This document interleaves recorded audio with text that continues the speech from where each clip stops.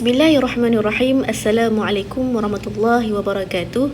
InsyaAllah kami akan bentangkan mengenai isu-isu qiraat, kritikan dan jawapan dalam kitab Al-Qiraat fi Nazari Al-Mushtarikin wal Mulhadain.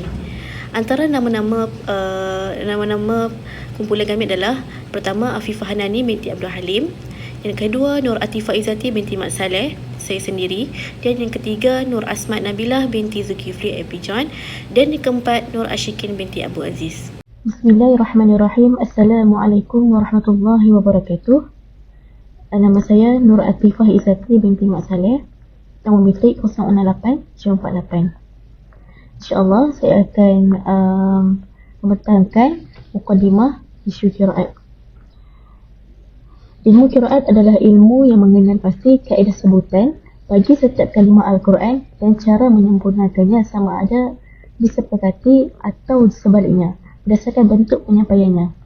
Ilmu qiraat adalah kata jamak yang berasal daripada kalimah qiraah yang bermaksud bentuk kalimah Al-Quran yang dibaca.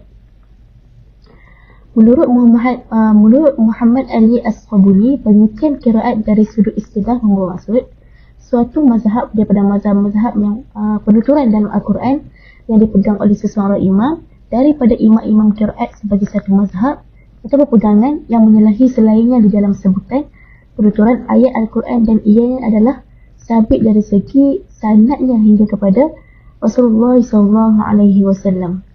Manakala bagi Ibnu Al-Jazari pula mentakrifkan qiraat ialah satu ilmu yang membicarakan tentang bagaimana penyebutan kalimah-kalimah Al-Quran dan perselisihannya yang dinisbahkan kepada yang memindahkannya. Az-Zarqani pula mengistilahkan qiraat dengan satu mazhab yang dianut oleh seorang imam dan para imam qurra yang berbeza dengan yang lainnya dalam pengucapan Al-Quran dengan kesesuaian riwayat dan turuk darinya. Baiknya itu perbezaan dalam pengucapan huruf-huruf ataupun pengucapan bentuknya.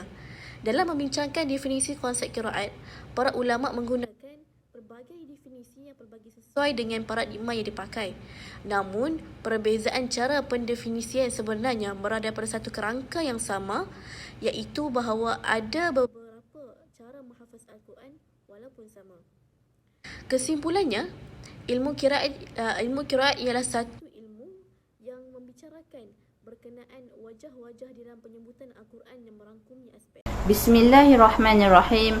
Nama saya Nur Ashikin binti Abu Aziz, nombor metrik 068844. Saya akan meneruskan pembentangan ini, iaitu Ad-Dalilus Tsani, dalil yang kedua. Ketika Mushaf Utsmani ditulis dan dihantar ke wilayah Islam, Khalifah Utsman tidak hanya membatasi pengiriman mereka ke wilayah itu sahaja untuk menjadi tempat perlindungan dan rujukan. Sebaliknya, bersama setiap mushaf, beliau mengirim seorang alim dari para ulama pembacaan Al-Quran untuk mengajarkan kepada umat Islam Al-Quran sesuai dengan mushaf ini. Setiap salah satu dari ulama-ulama ini membaca untuk penduduk wilayahnya sesuai dengan apa mereka pelajari dari bacaan-bacaan yang diterima dari Rasulullah SAW dengan cara tawatir yang diterima dalam penulisan mushaf. Seterusnya, Ad-Dalilus Tsalis, iaitu dalil yang ketiga. Jika kekosongan mushaf dari bentuk dan keajaiban adalah sebab bagi keragaman dan perbezaan dalam bacaan, iaitu perbezaan adalah hasil yang tidak dapat dielakkan dari kekosongan mushaf dari bentuk dan keajaiban, maka setiap bacaan yang mungkin direkodkan oleh tulisan mushaf itu akan dianggap sahih dan diakui sebagai sebahagian daripada Al-Quran. Tetapi kenyataannya tidak demikian. Yang boleh direkodkan oleh tulisan mushaf dari bacaan adalah 4 kategori.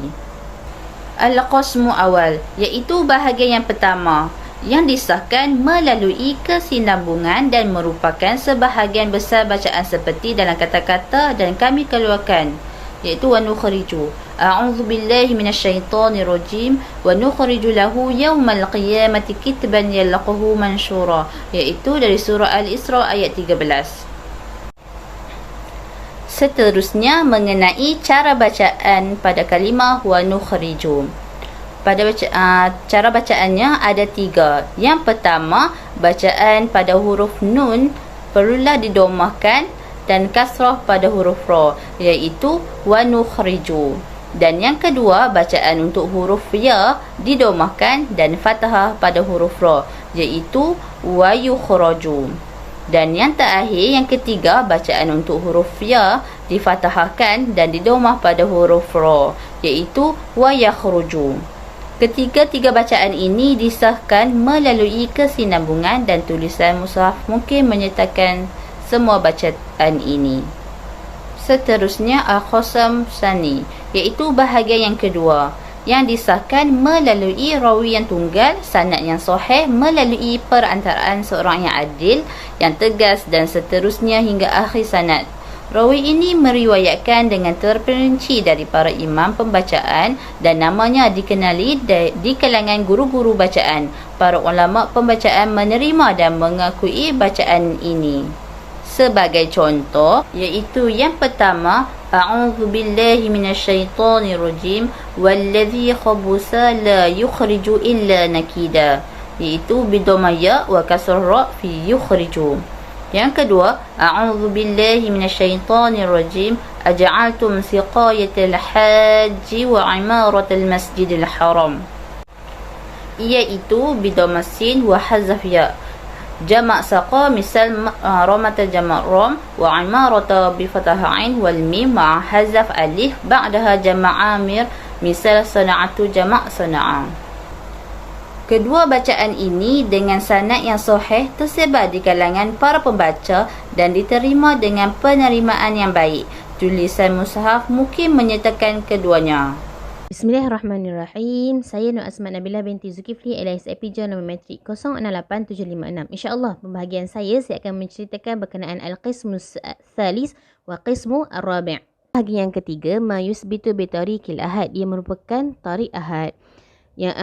Dan dia sahih dari segi sanad tetapi tidak masyhur dan tidak diterima oleh ulama qiraat. Maksudnya dia tidak berlaku ijma' dalam surah Al-Ahzab ayat yang ke-69. Asalnya ialah a'udzubillahi minasyaitonirrajim wa kana 'indallahi wajiha. Namun ada pendapat yang mengatakan wa kana 'abdallahi wajiha. Pembahagian yang ketiga ni ia juga dianggap sebagai syaz dan tidak boleh digunakan dalam solat. Maksudnya tidak boleh dibaca dalam solat. Dan kalau baca untuk ta'abbud pun tidak dikira. Pembahagian yang keempat ini ialah malam yasihu sanaduhu. Sanadnya tidak sahih dan juga aulam ya'rifu sanaduhu aslan. Tak tahu dia punya riwayat yang asli. Jadi memang tidak boleh digunakan lah. Bagi contoh dalam surah At-Taubah ayat ke-114. Daripada kalimah, sepatutnya kalimah ni iyahu. Tapi ada yang mengatakan kalimah yang digunakan ialah abah. Untuk pembahagian yang ketiga dan keempat ni, dia diharamkan dibaca dalam salat. Wa kharij as-salah wala yahillu ta'abbud bitilawah. Dan tidak halal ataupun tak bolehlah kita baca untuk ta'abbud. Sebab kalau untuk tilawah tu, untuk ta'abbud tidak dibolehkan. Namun ada juga ba'dul mawadi' di mana ulama qura' ni ataupun ulama qiraat ni dia sepakat menggunakan satu wajah sebab memang anna ghairuhu sanad lam yasihu bihi naqli. Maksudnya memang dah tak ada dah sanad lain semua, jadi mereka bersepakat untuk menggunakan satu wajah sahaja. Sebagai contoh yang pertama ialah pada kalimah Malik pada surah Al-Fatihah ada berlaku khilaf di mana ada ulama qiraat yang ataupun qura yang membacanya dengan isbat dan hazaf alif. Tapi pada surah Ali Imran mereka sepakat untuk membacanya dengan alif, bi isbatil alif, dan pada surah An-Nas mereka sepakat untuk tidak membacanya dengan alif, iaitu hazful alif. Kenapa berlaku begitu? Macam ada yang berlaku khilaf, ada yang sepakat, ada yang sepakat hazaf dan ada yang sepakat untuk isbat alif kan. Okey, sebab kata dalam buku ni dia kata haza annal qiraat lam takun bil ikhtiyari wal ijtihadi wa lam yakun tanwi'uha tabi'an lil khatti war rasmi wa inna ma huwa tabi' lisanadi wa riwayah wan naqli. Okey, sebab dia kata qiraat ni bukanlah kita nak ikut ijtihad, bukan. Cara untuk kita meletakkan qiraat ni ataupun bacaan ni ialah bukan dengan kita tengok ijtihad ataupun ikhtiar. Bukan juga kita tengok dari segi ar-rasmi wal khati, bukan. Tapi yang kita ikut ialah dari segi sanad riwayat yang mutawatir. Kalau ada sanad dan riwayat yang mutawatir, maka kita akan ikut riwayat tersebut. المثال الثاني في كلمة غشاوة في سورة البقرة آيات وعلى أبصارهم غشاوة اتفق قراء على قراءته في موضع البقرة بكسر الغين وفتح الشين وإثبات الألif. Maksudnya di sini ulama bersetuju untuk membacanya seperti dalam surah Al-Baqarah, iaitu dengan mengkasrahkan ghain dan memfathahkan shin dan mengisbatkan alif selepasnya, iaitu dengan bacaan ghisyawah. Pada kalimah ghisyawah ini terdapat dua tempat dalam Al-Quran, iaitu pada surah Al-Baqarah dan juga pada surah Al-Jasiyah. Pada surah Al-Jasiyah ayatnya berbunyi waja'ala ala basarihi ghisyawah, iaitu ayat yang ke-23. Faqara'a ba'duhum bikasril ghain wa fatah shin wa alif ba'daha wa qara'a ba'duhum bi fathil ghain wa sukun shin wa lima ta'khudhu min khat al-mas'haf rasmuhu. Maksudnya di sini sebahagian ulama dia membaca dengan mengkasrahkan ghain dan memfathahkan shin dan alif dan mengisbatkan alif selepasnya dengan bacaan ghisyawah. Dan ada sebahagian lagi ulama dia membaca dengan memfathahkan shin dan mensukunkan shin, iaitu memfathahkan ghain dan mensukunkan shin, iaitu dengan bacaan ghisyawah. Al-misal al-thalith fi kalimah as-sa'iqah. Pada kalimah as-sa'iqah ni ada 6 tempat dalam Al-Quran Karim. Yang pertama fi suratul Baqarah, iaitu ayat yang 55, fa'akhazatkumus sa'iqatu wa antum tanzurun. Dan yang kedua pada surah An-Nisa, fa'akhazatkumus sa'iqatu bizulmihim, ayat yang ke-153. Dan surah Fussilat ayat yang ke-13 ada 2 tempat, iaitu fa in a'radu fakul anzartukum sa'iqatan misla sa'iqatin 'adin wa samud. Dan yang keempat surah Fussilat juga pada ayat 17, fa'aqadathumus sa'iqatul 'adzabil huni bima kanu yaksibun. Dan yang kelima pada surah Az-Zariyat, fa'asau an amri rabbihim fa'aqadathumus sa'iqatu wa hum yanzurun, itu ayat 44. Faqra'a ba'duhum fihi bi isbat alif ba'da sad ma'a kasrul ain wa qara'a ba'duhum bihadzaf ma'a sukun ain. Maksudnya di sini sebahagian ulama membacanya pada dengan mengisbatkan alif selepas sad serta mengkasrahkan ain. Ni pada surah Az-Zariyat lah. Ada khilaf yang mengatakan sebahagian ulama membacanya dengan mengisbatkan alif selepas sad serta mengkasrahkan ain, iaitu dengan bacaan as-sa'iqah. Dan sebahagian lagi ulama memahazafkan alif serta mensukunkan ain, iaitu bacaan yang berbunyi as-sa'qah. Okey, tapi pada bahagian 1 hingga 5, para ulama sebulat suara bersetuju untuk membacanya pada tempat 1 hingga 5 dengan mengisbatkan alif selepas sad dengan dan mengkasrahkan ain, iaitu as-sa'iqah. Bismillahirrahmanirrahim. Assalamualaikum warahmatullahi wabarakatuh. Saya Afifah Hanani binti Abdul Halim, nombor bateri 068476. Baiklah, saya akan menerangkan contoh yang keempat, iaitu mislu ar-rabi' karhan zikru hadzal lafzu fil Quran nul karim fi 6 mawadi'. Saya akan menerangkan contoh yang keempat, iaitu yang disebutkan lafaz ini di dalam Al-Quran sebanyak 6 tempat, iaitu yang pertama al-mawdi' awal fi suratul Ali Imran, al-mawdi' tsani suratul Nisa, tempat al-mawdi' salis fi Taubah, terusnya mawadi' ar-rabi' fi suratul Ra'd, mawadi' khamis fi suratul Fussilat, mawadi' sadis fi al-Ahqaf, fi surah Ahqaf. Waqad iktifa al-qurra' ala qira'atul kalimah bi fathil kaf fil mawadi'. Okey, dalam slide ini saya akan menerangkan tentang telah sepakat ahli qurra' atas bacaan kalimah karhan dengan baris atas, iaitu fathah huruf kaf pada tempat, iaitu pada 3 tempat, iaitu yang pertama al-mawadi' al-ula fi surah Al-Imran, iaitu tempat pertama di surah Al-Imran ayat yang ke-83, dan mawadi' ar-rabi' fi Ra'd, tempat keempat dalam surah Ar-Ra'd, iaitu ayat yang ke-15, dan tempat yang kelima adalah di mawadi' khamis fi Fussilat, iaitu tempat kelima di surah Fussilat, iaitu ayat yang ke-11. Dekat sini semua qurra sepakat bahawa perkataan karhan itu dibaca dengan baris fathah, iaitu baris atas pada huruf kaf.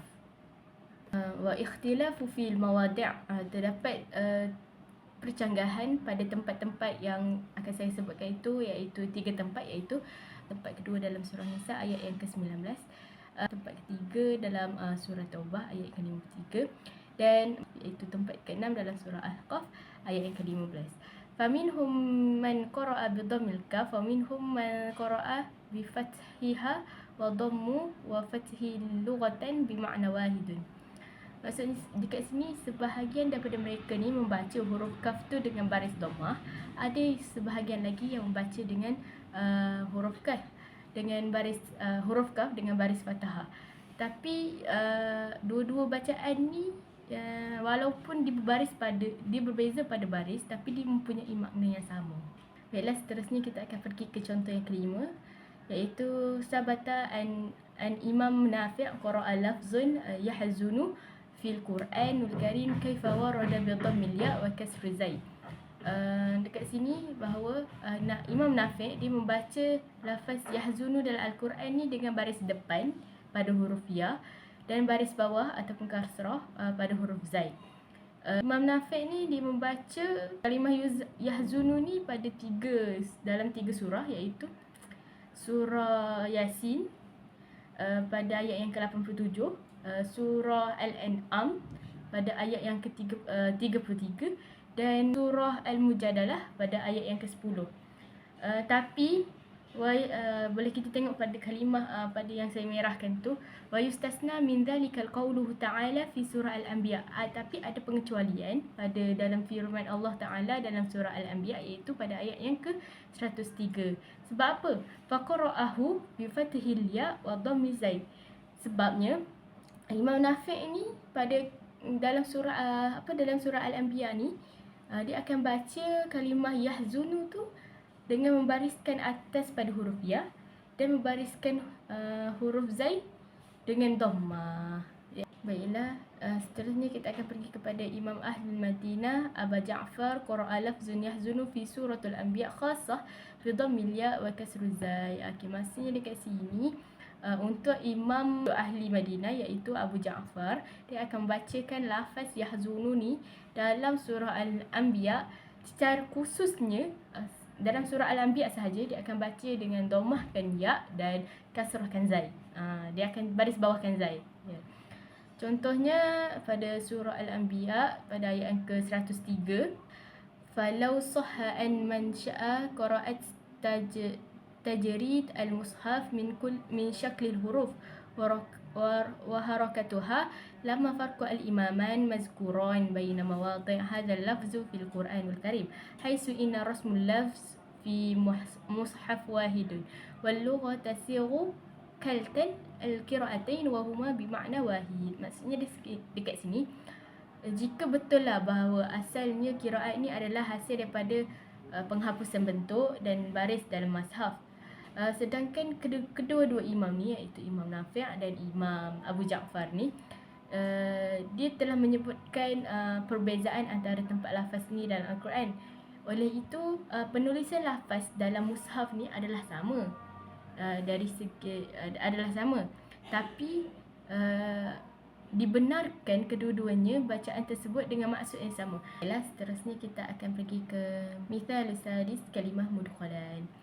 Ikhtilaful qurra fi qiraatul kalimah mudkhalan, berbeza para qurra ya pada kalimah mudkhalan ni, wa di dalam suratul Hajj dan wa fi qauluhu ta'ala fi suratul Nisa pada ayat yang ke-31. Tadi pada surah Al-Hajj tu pada ayat yang ke-59.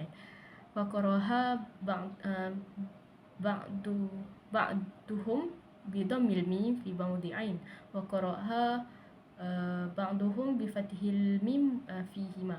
Maksudnya kat sini sebahagian daripada mereka ni membaca kedua-dua surah tersebut, kalimah tersebut dalam dua surah ni dengan mendomahkan huruf mim, dan sebahagian lagi dia membaca dengan baris atas pada huruf mim pada kedua-dua tempat. Tapi wa ittifaqu ala qira'atil kalimah mudkhalan bi dhammil mim fi qawlihi ta'ala fi surah Al-Isra.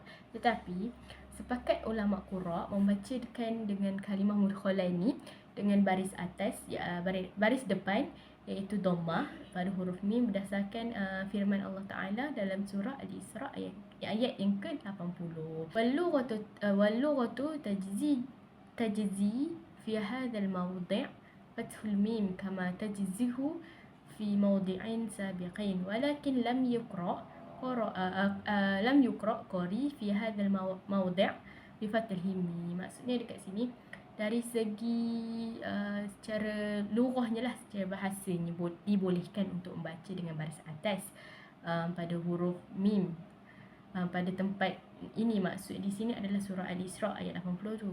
Tapi kalau diikutkan para qura ataupun para qori lah, para qori iaitu pembaca Al-Quran tu, dia tak membaca huruf mim ni dengan baris atas pada tempat surah Al-Isra ni. Mereka hanya membaca dengan baris dhammah sahaja untuk di dalam surah Al-Isra ini. Kesimpulannya, ilmu qiraat ini merupakan bidang ilmu yang berkait rapat dengan Al-Quran. Ia memfokuskan perbahasan mengenai kaedah pembacaan Al-Quran daripada pelbagai riwayat yang mutawatir, di mana sanadnya sampai kepada Rasulullah SAW. Jelasnya, hubungan di antara kedua-duanya iaitu Al-Quran dan Al-Qiraat adalah saling melengkapi, iaitu Al-Quran itu adalah Al-Qiraat dan kedua-duanya dituntut kepada umat Islam mempelajarinya. Jadi, membaca Al-Quran dengan qiraat yang tidak mutawatir adalah satu kesalahan dan dianggap berdosa di sisi syarak. Ini bertujuan bagi memelihara kemurnian dan kesucian kalam Allah dari sebarang penyelewengan, sama ada dari segi bacaan maupun maknanya. Sekian, terima kasih. Assalamualaikum warahmatullahi wabarakatuh.